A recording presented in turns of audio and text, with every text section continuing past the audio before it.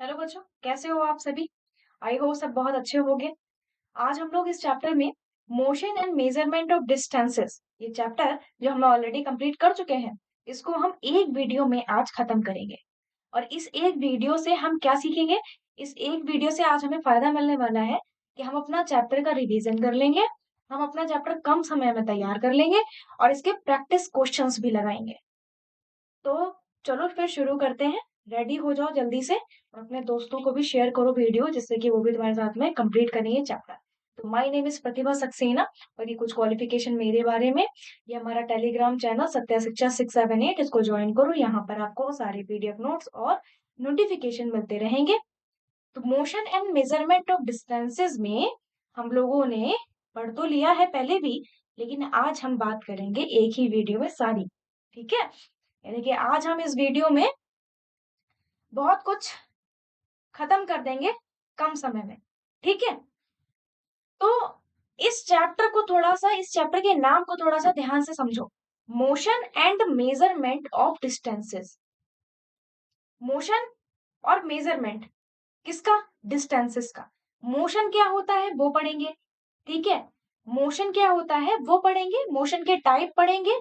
ठीक है, मेजरमेंट क्या होता है किसका? डिस्टेंसेस का, वो पढ़ेंगे। तो सबसे पहले दो चीजों को हमें आज कवर करना है, एक तो मोशन क्या होता है और डिस्टेंस क्या होता है, एंड डिस्टेंस। फिर हम मोशन के टाइप पढ़ेंगे, टाइप, और मेजरमेंट पढ़ेंगे डिस्टेंसेस की। समझ गए मेरी बात? राइटिंग खराब सी लग रही होगी, चलो कोई बात नहीं, फिर से लिख देते हैं, गुस्सा मत होना। मेजरमेंट, मेजरमेंट, अब सही है? चलो, तो इन चीजों को हम आज पढ़ेंगे। बहुत सारे बच्चे ऐसे होंगे जिनको पिछला वाला जो लेक्चर था, जिसमें हमने मोशन मेजरमेंट अपनी लाइव क्लासेस में कवर किया था, ध्यान है तुम लोगों को? तो वो तुम्हें अच्छे से पहले से ही तैयार होगा। तो चलो फिर रिवीजन कर लेते हैं, है ना? अगर आपने इस वीडियो को देख लिया, ठीक है, आधे एक घंटे की वीडियो रहेगी, उसमें अगर आपने चैप्टर पूरा खत्म कर दिया तो क्या बुरा है? इससे अच्छा क्या है ना? तो देखो भाई, मोशन को पढ़ने से पहले तो पहले तुम ये ध्यान करो कि मैंने तुम्हें पिछली बार क्या बताया था। मोशन क्या होता है? किसी भी वस्तु का, यानी कि किसी भी ऑब्जेक्ट का जो मूवमेंट होता है, अगर वो ऑब्जेक्ट मूव कर रही है, एक प्लेस से दूसरे प्लेस तक जा रही है, that mean that is in the motion. ठीक है, और डिस्टेंस क्या होता है? जैसे आप अपने घर से अपने स्कूल तक जाते हो और मैं आपसे पूछूं कि आप अपने स्कूल जाते टाइम कितना चलते हो, तो आप बताओगे लगभग 1 किलोमीटर चलते हो। तो ये आपने किस चलते हो आप, अगर तो आपने ये क्या बताया कि 1 किलोमीटर क्या है? आपके स्कूल से आपके घर तक की दूरी है। तो दूरी में बेसिकली क्या होती है? एक पॉइंट से दूरी क्या होती है? एक पॉइंट कोई ए मान लिया और बी पॉइंट कोई एक मान लिया, तो ए से बी तक की जो दूरी होगी उसको हम डिस्टेंस बोलते हैं। इसको हम डी से भी रिप्रेजेंट करते हैं, इसको हम एस से भी रिप्रेजेंट करते हैं। वो बात आगे की रही, उसको हम बाद में समझेंगे। तो इन एनिशियंट टाइम, अब पुराने समय में क्या हुआ करता था, ये तो आज की बात है, लेकिन पुराने समय में क्या हुआ करता था कि एनिशियंट टाइम में जो आदमी होते थे, जो इंसान होते थे, वो यूज करते थे एक स्थान से दूसरे स्थान तक जाने के लिए जो ऐसे बैलगाड़ी वगैरह होती थी। ठीक है, तो बुल कार्ट वगैरह यूज करते थे और कुछ पैदल चलते थे। तो पुरानी कभी बातें सुनोगे दादा नाना और अपने मतलब बड़े बुजुर्गों की, तो कुछ सुनोगे कि वो कहते थे 2-2 कोस और 4-4 कोस हम चलते हुए जाते थे और स्कूल जाते थे। आज तुमसे क्या होता है? कुछ भी नहीं हो पाता है, तुम लोग तो बड़े आलसी हो गए हो। ऐसे ऐसी ऐसी बातें सुनी है? तो सही कहते हैं, वो पैदल जाते थे क्योंकि उस टाइम पर उतनी सुविधाएं हुआ नहीं करती थी। ठीक है, तो वही दिखाया गया है कि भाई पहले जो है कई कई टाइप के जो वाहन हुआ करते थे, व्हीकल हुआ करते थे, वो चलते थे ट्रांसपोर्ट के लिए, जिनके थ्रू वो जाते थे और कभी कभी वो पैदल भी निकल जाते थे। ठीक है, तो दो तरीके के आपको वहां पर मिलते थे। जो आपका पहिए का आविष्कार हुआ था, इन्वेंशन ऑफ व्हील हुआ था। पहले तो पहिया भी नहीं था, गाड़ी तो बहुत दूर की बात है। जब इन्वेंशन ऑफ व्हील हुआ, है ना, तब जाकर के कुछ इस टाइप की हमें गाड़ियां मिलने लगी। ये जो आप पिक्चर में देख रहे हो, बैल भागती हुई ले जा रही हैं अंकल आंटी को। By the invention of steam engine और जो आपका भाप वाला इंजन था उसका जब आविष्कार हुआ था साइंटिस्ट स्टीफन के टाइम पर, तो वो इन दोनों के आविष्कार से जो है ट्रांसपोर्ट में रेवोल्यूशन आ गया। मतलब इन्वेंशन ऑफ व्हील और इन्वेंशन ऑफ स्टीम का जो इंजन था, उसके इन्वेंशन से एक रेवोल्यूशन आ गया ट्रांसपोर्ट सिस्टम में। ठीक है, तो इसी तरीके से विकसित होते चले गए। तो हम एक स्थान से दूसरे स्थान तक जाने के लिए कई जगह कई कई अलग अलग तरीके के व्हीकल्स का यूज करने लगे, जैसे बैलगाड़ी, घोड़ा गाड़ी। ठीक है, पुराने टाइम की बात है, और भाप वाला इंजन। और आज के टाइम पर तो बहुत कुछ है। आजकल के टाइम पर तो छोटे छोटे बच्चे स्कूटीज चला रहे हैं, जो कि गलत है। बाइक चला रहे हैं, जो कि गलत है। 18 से कम उम्र के आप चला ही नहीं सकते अगर हो तो।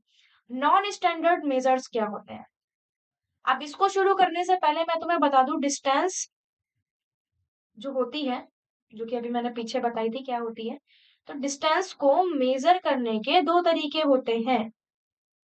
मेजरमेंट के दो तरीके होते हैं। एक तो था भैया आपका स्टैंडर्ड, और दूसरा होता है नॉन स्टैंडर्ड। अब ये जो स्टैंडर्ड होता है और जो नॉन स्टैंडर्ड होता है, दोनों में अंतर क्या है? नॉन स्टैंडर्ड का मतलब है कि कोई स्टैंडर्ड तय नहीं है।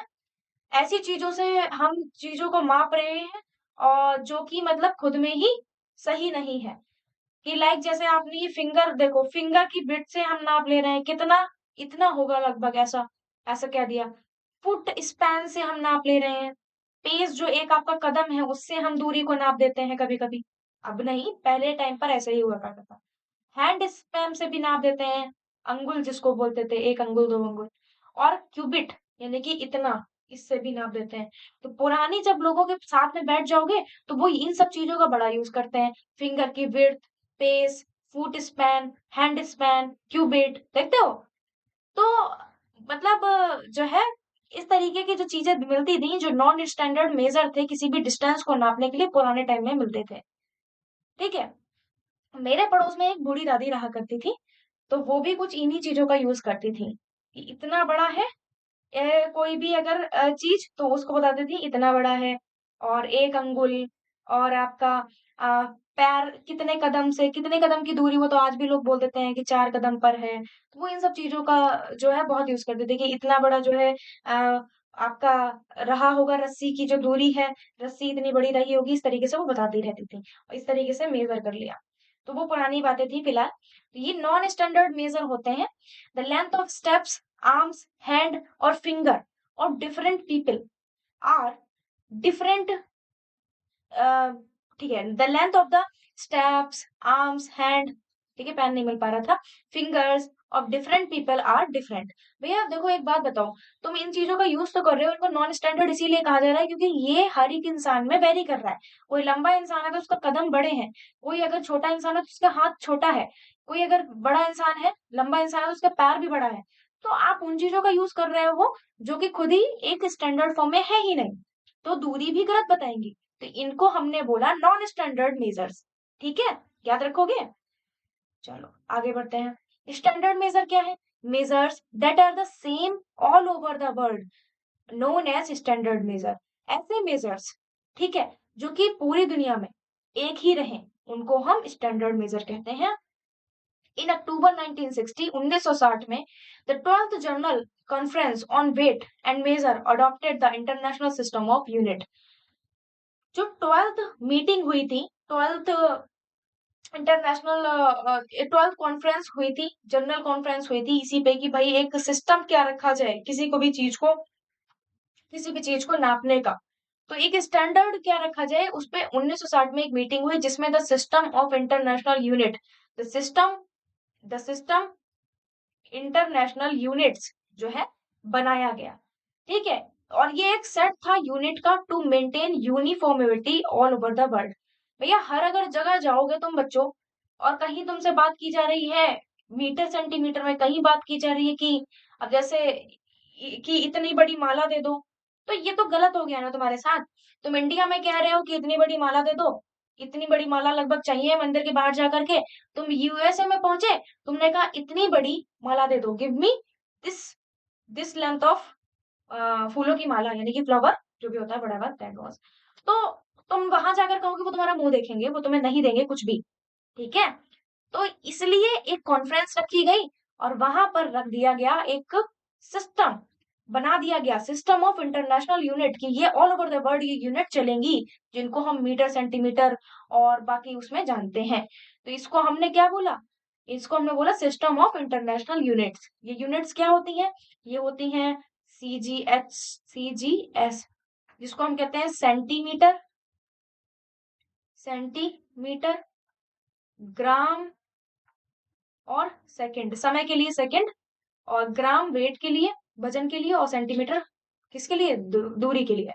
ऐसे ही एमकेएस होती है, एमकेएस ये होती है मीटर, मीटर ये होती है किलोग्राम, के फॉर किलोग्राम वजन के लिए, और टाइम के लिए सेकंड। मतलब 3 तरीके की यूनिट्स हैं, 1, 2 और तीसरी कौन सी है वो भी देखो।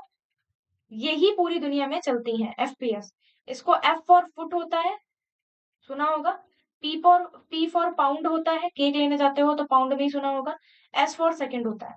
तो इस तरीके से आपने 3 जो है यूनिट्स बना दी थी हमारे जो कॉन्फ्रेंस हुई थी उसमें। इसको थोड़ा सा और सही से लिख देती हूँ। ये 3 जो है बहुत इंपॉर्टेंट है, इन्हें याद कर लेना। लिखना तो नहीं होगा तुम्हें, लिखना नहीं पड़ेगा, लेकिन तुम्हें आना तो चाहिए ना। तो तुम्हें पता ही है कि मैम जो है हर वो चीज बता देती है जो तुम समझ पाओ। सेंटीमीटर तो लिखा ही हुआ है। तो वही है कि मैंने सोचा कि बच्चों को ये जरूर बताना है मुझे। अब तुम बड़े क्लास में पहुंचोगे तो तुम कहोगे मुझे तो ये पहले से ही आता है, मैम ने बताया था, तुम मुझे याद करोगे, मुझे पता है। चलो ठीक है। तो स्टैंडर्ड मेजर्स पढ़ लिए, नॉन स्टैंडर्ड मेजर्स पढ़ लिए। अब मीटर क्या है, it is the standard unit of length. Metre एक स्टैंडर्ड मीटर यूनिट होता है लेंथ का, और इसका सिंबल होता है स्मॉल एम। ठीक है, लेंथ की जो यूनिट होती है मीटर होती है, और इसका सिंबल होता है small M.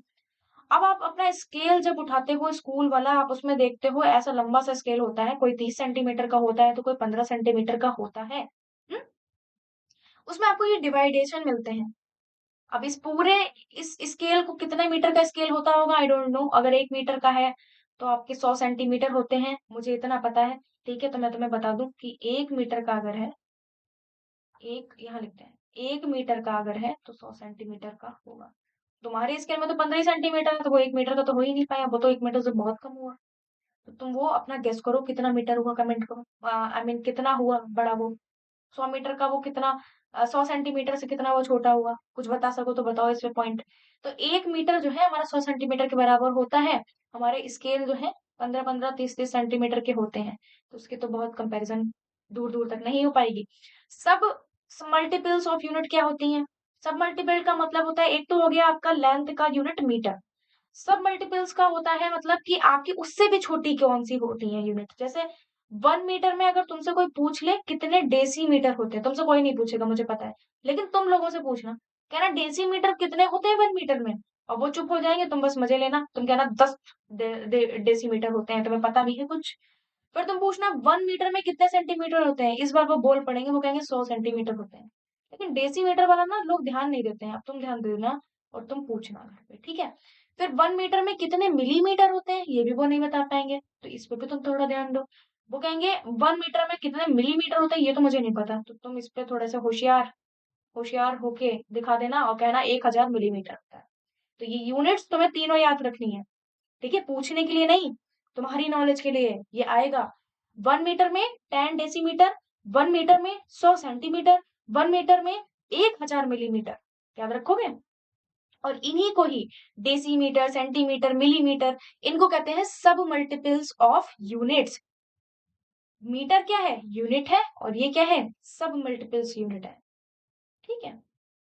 Making measurement of length, मतलब in making measurement of length of an object we should follow the following procedure, की प्लेस हमें करना होता है the scale in the contact with the object along its length.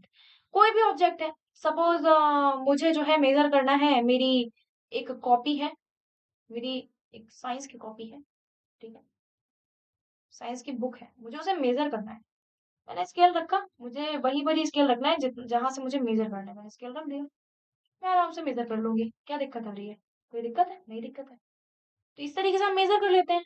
ये हमारी object है, object मतलब कोई भी ऑब्जेक्ट, साइंस की बुक है। तो मेकिंग मेजरमेंट ऑफ लेंथ किस तरीके से करते हैं, एक तो आपको बात ध्यान रखनी है कि आपको वहीं से ही शुरू करना है अपना टेप, जो मेजरमेंट टेप है, जहां से आपको ऑब्जेक्ट की डिस्टेंस मेजर करनी है। दूसरी बात आपको ये भी रखना है कि आपका ना, आपकी जो आई कांटेक्ट हो, आई आई कांटेक्ट आपका पॉइंट पर हो। ठीक है, पता चला आप बहुत दूर से देख रहे हो तो आपको पता ही नहीं चल पाएगा, मेजर गलत हो जाएगा। ठीक है, तो measurement with a scale with broken and, अगर आपका स्केल टूट जाए तो क्या करोगे?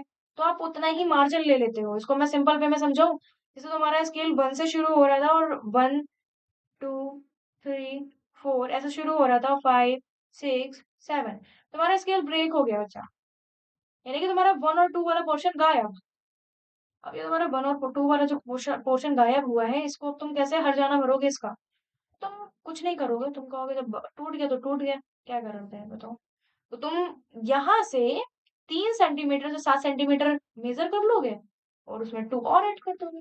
अगर वो 7 सेंटीमीटर तक आ रहा है, जैसे तुम्हारी बुक है, तुमने यहाँ से 3 सेंटीमीटर का स्केल रख दिया, जो टूटा हुआ स्केल था।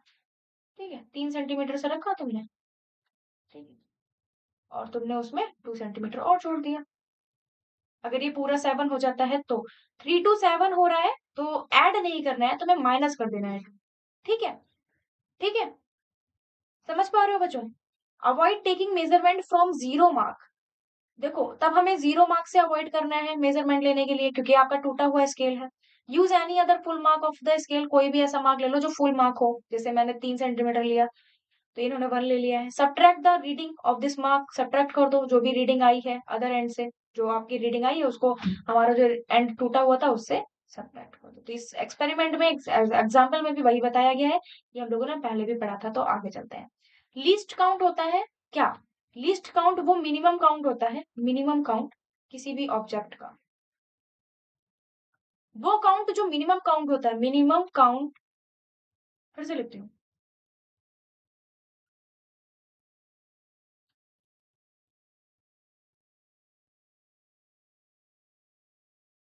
Minimum, minimum count of an object, ये मिनिमम काउंट होता है किसी भी ऑब्जेक्ट का। ठीक है, तो लीस्ट काउंट क्या है? A scale is marked in centimetre and millimetre. With the scale of this kind we can measure correctly up to the 1 millimetre. भाई, सबसे छोटा मिलीमीटर है, देखो सबसे बड़ा मीटर, फिर सेंटीमीटर, फिर मिलीमीटर, तो सबसे छोटा मिलीमीटर है अगर किसी में, तो हम उसका लीस्ट काउंट मिलीमीटर में मेजर कर सकते हैं, है ना? लीस्ट काउंट मिलीमीटर में का मेजर कर सकते हैं, तो हम उसकी मिनिमम काउंट जो है बता सकते हैं। This is called the least count of a 15 centimetre scale. अच्छा, आपका जो 15 सेंटीमीटर का स्केल होता है उसमें आपने देखा होगा सेंटीमीटर के बीच में डिवाइडेशन होते हैं, तो वो डिवाइडेशन मिलीमीटर के होते हैं। तो हम, इसका मतलब ये हुआ कि हम अपने 15 सेंटीमीटर के स्केल से, जो स्कूल वाला होता है ना ज्योमेट्री बॉक्स में, तो वो उसमें हम मिलीमीटर के साथ में रीडिंग बता सकते हैं और वो उसका लीस्ट काउंट हो जाएगा। ठीक है, क्योंकि छोटा, सबसे छोटा जो रीडिंग आएगा वो मिलीमीटर में आएगा, तो वही उसका लीस्ट काउंट हो गया। ठीक है, अगर कोई डेसीमीटर में बता रहा है तो डेसीमीटर उसका लिस्ट काउंट हो जाएगा। चलो, measuring the length of a curved line, किसी भी कर्व्ड लाइन को अगर हमें मेजर करना है, जैसे ये है, ये रही हमारी कर्व्ड लाइन, इसको मेजर करना है तो कैसे करेंगे? We can not measure the length of a curved line directly, तो हम डायरेक्टली तो कर नहीं पाएंगे, सिंपल सी बात है। बट डायरेक्टली कैसे कर लोगे? स्केल से, using a metre scale. Metre scale तो सीधा सीधा होता है ना, तो we can use a thread, तो हम एक धागा यूज कर सकते हैं, डिवाइडर यूज कर सकते हैं to measure the length of the curve line. एक धागा लिया, यहाँ से यहाँ तक हमने बांधा और यहाँ से यहाँ तक इसको मेजर कर लिया। अब वो धागा अगर 1 मीटर का है तो 1 मीटर हो जाएगी लेंथ, अगर 2 मीटर का है तो 2, 1.5 मीटर है तो 1.5। ठीक है, ये होता है हमारा कर्व लाइन का मेजरमेंट। अब मोशन क्या है? मोशन वही एक ऑब्जेक्ट जो कि अगर स्टेट ऑफ ऑब्जेक्ट, एक ऐसा स्टेट ऑफ ऑब्जेक्ट होता है, एक ऐसा, ऐसी सिचुएशन होती है जिसमें ऑब्जेक्ट आपकी मूविंग, मूविंग स्टेट में होती है, चलती जा रही है, चलती जा रही है, चलती जा रही है, तो वो मोशन में है। That is they are changing their place with the changing time, यानी कि टाइम के चेंज होने, होते होते आपकी पोजीशन भी चेंज हो जा रही है। एक लड़का, जो मोहन नाम है जिसका, ठीक है, मोहन नाम का लड़का एकदम हैंडसम सा, ठीक है, बढ़िया से बाल मोहन ने कर लिए हैं, ये क्लास 6 में पढ़ता है। ठीक है, मोहन पॉइंट ए से पॉइंट बी तक जाता है, और मोहन पॉइंट ए से बी तक जाता है, और वो 2 मिनट में कम से कम कितना चल लेता है? 100 मीटर चल लेता है। 100 मीटर ज्यादा तो नहीं हो गया? चलो ठीक है, कोई बात नहीं, तुम देख लेना। 2 मिनट में 100 मीटर चल लेता है। तो मोहन जो है ए से बी तक जाने में क्या उसने किया? एक तो वो मोशन में था, मैंने बोला मोशन में था, क्यों? क्योंकि देखो टाइम के साथ साथ उसने कुछ दूरी भी तय की। टाइम रुका तो है नहीं, टाइम भी चल रहा है और वो भी चल रहा है, तो दूरी तय की। तो दोनों जैसे टाइम के साथ साथ उसकी पोजीशन अगर चेंज हो रही है तो वो मोशन में है, सिंपल एज दैट। रेस्ट में कब होगा? मोहन खड़ा है। अब देखो, ये पॉइंट ए है, ये पॉइंट बी है, और ये हमारे मोहन भैया है। अब मोहन भैया जाना चाहते हैं, इस बार बाल जो है थोड़ा अच्छे से कर लिए उन्होंने। अब मोहन भैया जो है जाना तो चाहते हैं लेकिन खड़े हैं, आलस आ रहा है, लेजीनेस आ रही है, लेजीनेस आ रही है, ठीक है। अब आगे नहीं बढ़ना चाह रहे हैं ये, नहीं जाना है, मन तो है लेकिन शरीर नहीं जवाब दे रहा। तो ये आगे नहीं जाना चाहते हैं, तो अब ये क्या करेंगे? टाइम तो बढ़ रहा है, टाइम तो गुजरता चला जा रहा है, लेकिन पोजीशन नहीं बदल रही मोहन भैया की। तो मोहन भैया है हमारे रेस्ट में, ठीक है।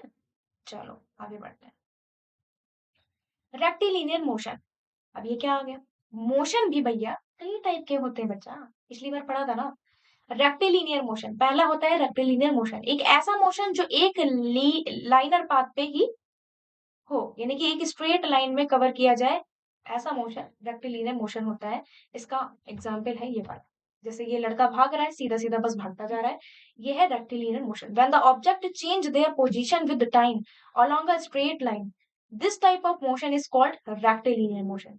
यानी कि कोई भी अगर ऑब्जेक्ट स्ट्रेट लाइन में मूव कर रही है with respect to time, time change हो रहा है, अपनी पोजीशन चेंज कर रहा है एक स्ट्रेट लाइन में, तो ऐसे मोशन को बच्चा कहते हैं रेक्टिलिनियर मोशन, ठीक है। दूसरा टाइप जो है मोशन का वो होता है सर्कुलर मोशन, जैसे कि आपकी घड़ी की सुई टक टक टक टक टक टक टक करके सर्कुलर मोशन बना रही है, इसको क्या कहते हैं?